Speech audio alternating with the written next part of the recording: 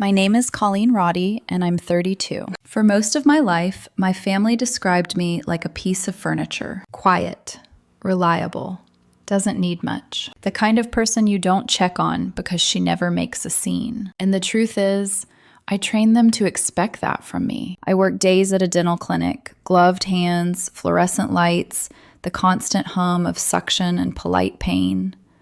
Then I spent weekends photographing other people's milestones. Weddings, graduations, family portraits for families that smiled like they actually liked each other. I didn't do it because I loved being exhausted. I did it because I was saving. Not loudly, not with announcements, not with "look at me" posts online. Quietly. Because in my family, anything you built could be treated like a group project the second they noticed it. The money came in pieces. Overtime checks, envelope tips, tax returns I didn't spend, and one thing I never touched, my grandmother's inheritance. I kept it in a separate account like it was fragile, like if I stared at it too long, someone would find a way to claim it. My older brother, Derek, never had to do that. Derek had that kind of confidence that made doors open before he reached them. My mother, Elaine, spoke about him the way people talk about weather, like his success was natural, inevitable. My sister Tessa was always a crisis in cute packaging. She'd disappear for months, then reappear with a new drama and an expectation that everyone would rearrange their lives around it. And my dad, Howard, was a man of thumbs-up texts and silent dinners, present in the way a coat rack is present. So I kept my plans to myself. When I finally bought the house, it didn't look like a victory at first. It was a small 2-bedroom bungalow in an older neighborhood with wallpaper that had survived at least 3 decades and stairs that complained under your weight. The kitchen cabinets were scratched. The bathroom had a light fixture that buzzed like an angry insect. But when the realtor opened the front door, and that stale, dusty air rushed out, something in my chest unclenched. Not because it was perfect, because it was mine. No co-signers, no family contribution, no strings wrapped in ribbons. I didn't tell anyone, not because I wanted revenge, because silence felt like the only way to keep something safe. For weeks, I lived 2 lives. I still had my apartment near work, so nobody questioned where I slept. I told coworkers I was helping a friend renovate a place. That was true. The friend was me. Every free moment I had, I was at the house. I slept on a mattress on the floor, surrounded by boxes and paint cans. I watched tutorial videos until my eyes burned. I fixed the leak under the sink myself, hands shaking around a wrench like I was performing surgery. I painted slowly, carefully, like each coat was a decision. Warm wood tones. Soft lighting. A dark olive bedroom that felt like rain and calm. A mismatched antique mirror I refused to get rid of because it reminded me of the diner where I used to eat pancakes after long shifts, alone but proud. There was no one there to criticize my choices. No one to ask why I didn't pick a brighter color. No one to sigh and say, well, it's fine, I guess. No one to look at an empty second bedroom and make it about what I lacked. For the first time in my life, I had space that reflected me, not what people expected me to become. And because I had poured so much into it, I protected it. When my landlord mentioned break-ins in my apartment neighborhood, I decided to install a basic security system and a couple of cameras around the house. Not because I was scared, because I'd worked too hard to be careless. I told myself that one day I'd invite my family over, maybe host dinner, maybe reveal everything in a way that felt controlled, like I could manage their reactions. Maybe they'd be surprised. Maybe they'd be proud. Or maybe my mother would just frown and ask, "Why didn't you tell me?" And Derek would laugh like it was cute. And my dad would nod like I'd done something tolerable but unimpressive. Still, I imagined it. But weeks passed and the right moment never arrived. 6 weeks after I got the keys, it was a gray Thursday afternoon at the clinic. I'd just finished with a teenage patient who barely spoke, and I was in the back office checking sterilization logs when my phone buzzed. I glanced down, expecting a calendar reminder. Instead, I saw the alert. Motion detected. front door. My stomach tightened before I even opened it. I tapped the notification. The live video loaded, and I froze. My mother stood on my porch, not calling, not texting, not waiting. She was holding a key. Behind her stood Derek's wife, Sabrina, clutching a reusable shopping bag like this was a casual visit. And behind them, a third woman, blonde, business casual, clean makeup, holding a folder like she belonged in a meeting, not on my porch. My mother smiled, bright, easy, as if she'd done this 100 times. Then she slid the key into the lock and walked into my house. I felt like the air left my lungs in one clean pull. I watched them step inside, laughing, talking, drifting through the hallway like they were browsing a showroom. The stranger tilted her head, scanning the walls, and my mother gestured grandly toward the living room like she was presenting something she'd purchased. I turned the volume up. My mother's voice floated through the tinny audio, warm and pleased. The natural light in here is lovely in the mornings. She opened curtains I had hemmed last week. Sabrina nodded like she was evaluating the place. The blonde woman scribbled something on a clipboard. I stared at my phone so hard my eyes started to sting. Then memory hit me. Sharp, humiliating. 3 weeks ago, I'd had the flu. Feverish, dizzy, barely able to stand. I'd called my mother because I couldn't drive myself to urgent care. She'd driven me, waited while I got treated, took me home to my apartment. And when she offered sweetly, "Let me hold on to your house key, just in case you need anything picked up," I'd handed it over without thinking. I never asked for it back. Because in my head, it was temporary. In hers, apparently, it was access. On the screen, they moved into the kitchen. My kitchen. The cabinets I had sanded and stained myself. The knobs I had replaced one by one after work, choosing warm brass because I liked the way it caught the light. My mother leaned against the counter like she belonged there, and I realized something that made my skin go cold. She wasn't acting like a guest. She was acting like an owner. They walked down the hall.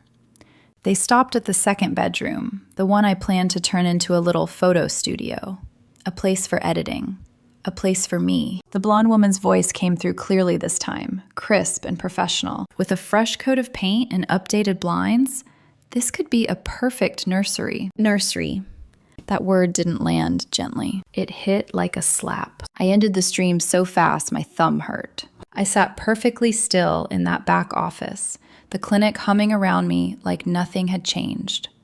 Like my world wasn't tilting off its axis. Someone called my name from the front desk. I didn't answer. My hands were clenched so tightly, my nails bit into my palms, and all I could think was, they didn't ask. Not once. Not my mother, not my brother, not his wife. They walked into my refuge like I was a placeholder in my own life. I told my boss I had a migraine.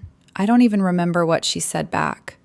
I just remember the parking lot, the dull sky, and sitting in my car with the engine off, forehead against the steering wheel. I expected rage. What I felt was worse. A quiet devastation. The kind that doesn't scream. The kind that just settles. By the time I drove to the house, they were gone. Everything looked exactly the same, but it didn't feel the same. I stood in the doorway, staring at the worn doormat, wondering how many times my mother had stood here without me. How many times she'd let herself in and walked through my rooms like she was checking on an investment. I went room to room like I was searching for proof. A drawer left open, a cushion out of place, a missing glass. Nothing obvious, but the air felt touched, violated. Like someone had been pretending to be me while I wasn't looking. In the living room, something caught my eye on the console by the window. A piece of paper folded neatly in half. My mother's handwriting. Slanted. Purposeful. Blue ink on the back of a grocery receipt. I unfolded it slowly, like my hands didn't trust what they'd find. This place is far too big for you. Think about what is really practical. You will understand one day. No greeting. No signature. No apology. Just a verdict. I stood there holding that note, and something inside me hardened into clarity. It wasn't just that she'd entered my home. It was that she didn't see it as mine. None of them did. In their eyes, I was borrowing space until someone more deserving needed it. Someone with a husband, maybe a baby. Someone whose life looked like the version my mother wanted to tell people about. I swallowed, throat tight, and stared at my walls, my paint, my effort, my quiet rebellion. And for the first time since I bought the place, the house didn't feel like safety. It felt like a thing I was going to have to defend. I didn't cry. Not yet. I just folded the note back up with shaking fingers, slipped it into my pocket, and whispered into the empty room, "Okay." Not okay like I accepted it. Okay like I understood what I was dealing with now and what I'd have to do next. I slept at my apartment that night. Not because it was closer to work, because I couldn't bring myself to sleep inside walls that had been crossed without my consent. The ceiling fan hummed above me, familiar and impersonal. I lay awake, staring at it, replaying the footage in my head. My mother's hand on my door, the way she moved through my house like it was already rewritten into her plans. In the morning, I didn't go to the clinic. I drove straight back to the house. I parked across the street and sat there for a long time with the engine off, watching. I don't know what I expected. Someone slipping out the door, a sign in the yard, proof that this had been going on longer than I wanted to admit. Nothing happened. The house sat quietly, innocent looking, like it hadn't just been turned into a bargaining chip. I went inside and sat on the bare floor of the living room, knees pulled to my chest, the folded note heavy in my pocket. I pulled it out again, smoothed it flat, read it for the 5th time. Far too big for you. That was the part that kept echoing. Not we're worried about you. Not we should talk. Just an assumption. A verdict. I picked up my phone and typed 4 words. I need my key back. I stared at the message for a full minute before sending it, like it might explode on impact. 20 minutes passed. Then my phone buzzed. Elaine, I still have it from when you were sick. You shouldn't be out there alone so much. We're just looking out for you. Looking out for me. I didn't respond. I couldn't trust myself to. Instead, I opened the security app and scrolled through the camera history. I hadn't checked anything before yesterday. I hadn't wanted to confirm what my gut already knew. That's when I saw it. 4 days earlier. My mother. Alone. Walking through my house with a measuring tape. She moved slowly, methodically, stopping at door frames, windows, corners, measuring, calculating, planning. My home hadn't just been entered. It had been assessed. Something inside me went very still. That was the moment I knew there was no misunderstanding to fix. No gentle clarification that would make this go away. This wasn't care. It was control, wearing concern like perfume. I didn't wait. I called her.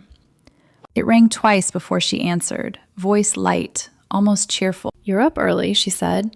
"I was just making coffee." "I saw the camera footage," I said. Silence. Not long. Just long enough for her to decide which version of herself she was going to use. "Oh," she said. "I figured you might eventually." "You used a key I gave you for an emergency," I said, my voice flat. "You entered my house without permission. You brought people with you. And you left a note." She sighed, the familiar sound that always came right before she made me feel unreasonable. "You're making this bigger than it needs to be." "No," I said. "You made it bigger the second you stepped inside." "I only went because your brother and Sabrina are going through a tough time," she said. "I thought it might help to see what options are out there. And that place, it's lovely, Colleen, but it's a lot for just one person, don't you think?" There it was. The sentence that summarized my entire role in this family. "It's not too much for me," I said. "I bought it. I earned it. I live there." "I know you worked hard," she said, the way someone praises a child for a drawing. "But houses are meant for families. You're not even there full time, and with your schedule, you don't get to decide what I can handle." "I'm not deciding," she snapped. "I'm worrying." "No," I said, my voice tightening. "You're controlling." She inhaled sharply. "Do not speak to me like that." "Then stop treating me like I'm 10. She laughed, short and defensive. "I'm your mother. I'll always care about what's best for you." Caring doesn't involve sneaking into someone's home and showing it to strangers. "She's not a stranger," my mother said quickly. "She's a friend. She works in staging. I just wanted an opinion." You wanted an opinion on how to give away something that doesn't belong to you? She was just looking, she insisted. Nothing was decided. You're missing the point, I said. You shouldn't have been there at all. There was a pause. Then she said it. She's pregnant. The words dropped between us like they explained everything. I blinked. What? Your brother's wife, she said, quieter now. They haven't told anyone yet. I shouldn't have said it, but they're desperate. Their apartment is cramped. His business isn't doing well. This house, Colleen, it could be a real step forward for them. I stared at the blank wall in front of me, trying to process the weight of what she'd just confessed, like it was casual information. So you walked into my home, I said slowly, and imagined a future where I just handed it over. It's not about taking anything from you. Then what is it about? Silence. Then, softly, like she was offering a truth she thought I'd understand. You're alone. My grip tightened on the phone. You have no partner, no children. You work too much, she continued. I thought maybe you'd see that this isn't practical long term, that it doesn't have to be yours forever. I pressed my thumb into the edge of the table, grounding myself. Let me say this clearly, I said. That house is mine. I paid for it. Every nail, every tile, every chipped bit of paint. It is not temporary. It is not transitional. And it is not waiting to be reassigned to someone you think is more deserving. You're being dramatic. No, I said. I'm being firm. You're throwing away your family over a house. No, I said quietly. You're threatening to throw me away because I finally claimed something of my own. The line went silent. Then her voice came back, low and sharp. You have always been difficult. I almost laughed. No, I said. I've always been quiet. There's a difference. I hope you can live with this choice, she said. I've been living with your choices my whole life, I replied. I think I'll be fine. I hung up before she could answer. My hands were shaking, but underneath that was calm, the kind that comes after a storm you didn't start, but finally finished. I expected an explosion afterward. Calls, messages, accusations. There was nothing. A day passed, then two. Not even Derek reached out. For a moment, doubt crept in. Maybe I'd been too harsh. Maybe I should have softened it. Then I pictured my mother standing in my hallway with a clipboard-bearing stranger, smiling like she owned the place. No, that door needed to be closed. By me. I called a locksmith the next morning from the back of the dental clinic, chewing on a protein bar during lunch. The woman on the line said she could have someone there by noon the next day. I'll take off work, I said without hesitation. When he arrived, he didn't ask questions, just nodded when I said, full change, all exterior locks. I stood close while he worked, watching like it was a medical procedure, like staying near might make it more real. When he handed me the new keys, I held them like something sacred. Only you with copies? He asked. Yes, I said, only me. That night, I slept in the house again. The mattress was still on the floor. The walls were still bare in places. But the silence felt different, not vulnerable, earned. On the fifth day, my phone buzzed. Motion detected. Driveway. I set down my groceries and walked to the window. It was my mother. She stood on the porch staring at the door, like she expected it to open on its own. Then she tried the handle. It didn't move. Her face changed. She knocked once, sharp. Then again, louder. I didn't open the door. I spoke through it. You don't have a key anymore. A pause. I figured, she said, her voice flat. I just wanted to talk. We're talking, I said, through the door. She sighed. I know you're angry. I'm not angry, I said. I'm done being quiet. Silence stretched between us. I only ever wanted to help. No, I said. You wanted control. That's not fair. It's not up for debate. Her voice shifted into that careful tone she used with doctors and teachers. Your brother and his wife are going through something difficult. You don't know the whole picture. And I never will, I said, if people keep making choices behind my back. She stepped closer. I could see her hand hover near the doorframe. I raised you to be practical. No, I said. You raised me to be useful. Practicality was just the excuse. Her voice cracked, just slightly. I don't want you to end up alone. I laughed, sharp and dry. You already made sure I was. She didn't answer. A minute later, I heard her car pull out of the driveway. I didn't cry. I went back to the kitchen, unpacked my groceries, and let the quiet fill the space. This time, it stayed. The silence after my mother left wasn't dramatic. It didn't slam doors or echo with last words. It just lingered. At first, I told myself it was peace. I moved through my days with a strange, careful efficiency. Work at the clinic, editing photos late into the night, grocery runs, house projects. I replaced the doorbell, installed blackout curtains, reorganized the kitchen drawers 3 times in 1 week. I scrubbed baseboards that didn't need scrubbing, folded towels that were already folded. It wasn't about cleanliness. It was about control. Because when you finally say no to people who have always taken, there's a moment afterward where your body doesn't know what to do with itself. The adrenaline fades, the boundaries hold, and suddenly you're left alone with the echo of your own decision. The texts started slowly. From my sister first. Tessa, Mom's still pretty upset. Maybe reach out? I didn't respond. A few days later, Derek, no judgment, just saying this isn't worth blowing up the family over. Still nothing from me. Then a group text appeared, like a trap wrapped in casual language. Let's all just move on. No one asked how I was. No one said what she did was wrong. They just wanted the discomfort to disappear, preferably by me undoing it. So I stayed quiet. At night, the house felt different than it had before. Not unsafe, just hollow. I'd worked so hard to build this place, to make it mine, that I hadn't prepared for what it would feel like once the fight was over and there was nothing left to defend against. Some nights I left a lamp on in the hallway, just one bulb, a small defiance against the dark. That was when Evan started coming by more often. Evan was my boyfriend, steady, observant, the kind of man who listened without interrupting and never rushed me to conclusions. We'd been together a little over a year, but I'd kept my family at arm's length from him, not because of him, because of them. He'd helped me carry a bookshelf into the house once, running his hand along the wall and saying, "You did all this yourself?" Like it actually meant something. Now he sat on my couch, legs stretched out, a mug warming his hands. "You don't regret it," he said one night, not asking. "No," I said. "I just didn't expect it to feel this quiet." He nodded. Setting boundaries usually does that.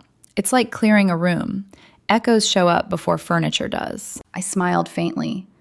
Then his phone buzzed on the coffee table. He glanced at it. His jaw tightened, just for a second. I noticed. "Everything okay?" I asked. "Yeah," he said too quickly, then corrected himself. "Actually, no, but it's not your problem." I waited. He exhaled. My ex texted me again. I didn't react. Not outwardly, but something inside me sharpened. She'd been orbiting for weeks, liking old photos, sending neutral, "hope you're well" messages, showing up in places Evan didn't expect. Not aggressive, just present. "What does she want?" I asked. "She says she just wants closure," he said, "but it never stays there." "Does she know about the house?" I asked. He hesitated. "She knows you bought one, not the details." That was enough. I didn't need another woman peering into my life like it was something up for discussion. A few days later, my phone buzzed with a name I hadn't expected. Sabrina, Derek's wife. "Can we talk? Just you and me." I stared at the screen for a long time. She hadn't defended my mother. She hadn't accused me. She'd been quiet while everything burned. That felt intentional. "Tomorrow. 5. At the house," I replied. She arrived on time. No makeup, no careful outfit, just jeans, sneakers, and a loose gray sweater that made her look smaller than I remembered. She stood in my doorway like she wasn't sure if she was allowed inside. I stepped aside. We sat at the kitchen table in silence while the kettle boiled. Finally, she spoke. "I didn't know she was going to do that." "Do what?" I asked. "Bring someone. Tour the house." She looked down at her hands. I asked her for help, but not like that. I waited. "We're not doing as well as it looks," she said quietly. "Derek's business took on clients that didn't pay. We've been behind on rent for months. Something in my chest shifted. I didn't want to ask anyone, she continued. He wouldn't. Pride. You know how he is. I did. I thought maybe she could help us figure something out, she said. Cosign, advice, anything. But instead, she started talking about your house, about how it was too much for you, about how it made more sense for a family. That word again. She made it sound like you wouldn't mind, Sabrina added softly. I let out a short, humorless breath. Of course she did. I didn't know she had your key, she said quickly. I didn't know she was showing it like it was already decided. So you're saying it spiraled, I said. She nodded. And I didn't stop it. That mattered. We sat there, the late afternoon light stretching across the floor. Were you okay with it? I asked. She met my eyes. No, I believed her. I wanted to come sooner, she said, but I didn't want to lie, and I didn't want to defend her either. At the door, she paused. For what it's worth, she said, your house is beautiful. This time, it didn't feel like a claim. After she left, the house felt different. Still quiet, but not empty. That night, I couldn't sleep. I kept thinking about Derek, about how easily I'd labeled him the villain without stopping to wonder what he might be hiding behind that ease. It didn't excuse anything, but it added weight. The next morning, standing in the second bedroom, the almost studio, I had a thought that scared me more than the confrontation ever had. What if I invite them here? Not to surrender, not to apologize, but to set the terms. I drafted the message slowly. I'm making dinner this Sunday at the house. If you'd like to come, you're invited. I sent it to my mother, my siblings, and my father. Then I turned my phone face down and didn't look at it again. I spent Saturday moving through the house slowly, not cleaning in a panic, not staging, just preparing, intentionally. I wiped down the counters, cleared the hallway, washed the windows so the late afternoon light could come in clean and honest. I set the table with mismatched plates and cloth napkins I'd found at a thrift store months earlier and never used because I'd been waiting for a reason. This was the reason. I cooked the way I always did when I needed grounding. Roasted vegetables caramelizing in the oven. Herb chicken browning in a cast iron pan. A pot of lentils simmering low and steady with garlic and thyme. No centerpiece. No performance. Just food.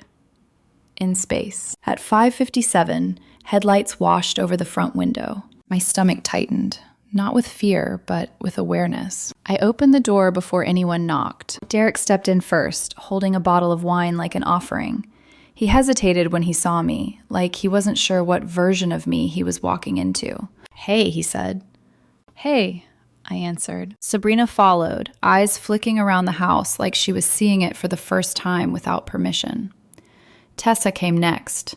Too much perfume. Bakery box with a ribbon.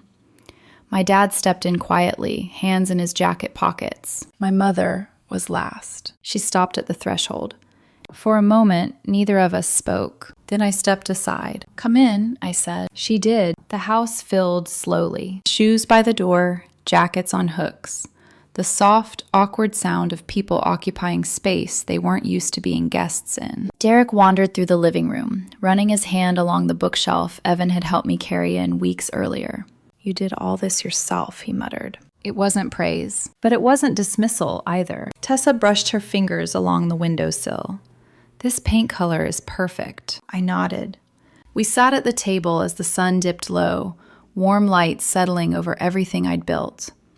I poured water into mismatched glasses, past dishes. No speeches, no tension yet. We ate. Derek asked about my camera. Tessa showed a picture of a friend's baby. My dad reached for more lentils without saying a word. My mother commented that the chicken was well balanced, which was her version of approval. I didn't rush it. For the first time, I wasn't hosting to earn anything. After dinner, I stood and said, I'll show you around. Not because they needed it, because I wanted it. This is the guest room, I said, gesturing to the second bedroom. The walls took 3 coats. In the kitchen, I pointed to the open shelves. I hung those twice. The first time they weren't level. They listened. No one interrupted. No one corrected. In my bedroom, Tessa whispered, "It feels calm in here." "It is," I said. When we returned to the living room, Sabrina offered to help with dishes. I shook my head. "I've got it." They stayed longer than I expected. No apologies came. No dramatic reckonings. But something had shifted. Subtle. Undeniable. When they finally stood to leave, my mother lingered near the door. She looked at me, not past me. "You've made something beautiful," she said quietly. I nodded. "Thank you." Her hand squeezed mine once before she stepped outside. After the door closed, I stood there for a long moment. Not because I was unsure, because I wasn't. In the weeks that followed, the texts returned, but they were different. Tessa sent a photo of a sunset. "Made me think of your dining room lighting." Derek forwarded an article about photography trends. "Thought you'd like this." Even my mother asked once, "How's the garden coming along?" Small gestures. Consistent. Unforced. I didn't rush to respond. I didn't disappear either. I was learning something new, that I could engage without shrinking, that I could set boundaries without building walls, that family could be something I participated in, not something that happened to me. One night, I sat on the back steps with a mug of tea, Evan beside me, the air crisp and honest. "You okay?" he asked. I nodded. "I think I finally am." The house stood behind me, quiet, solid, mine. And for the first time, the silence didn't feel like absence. It felt like choice.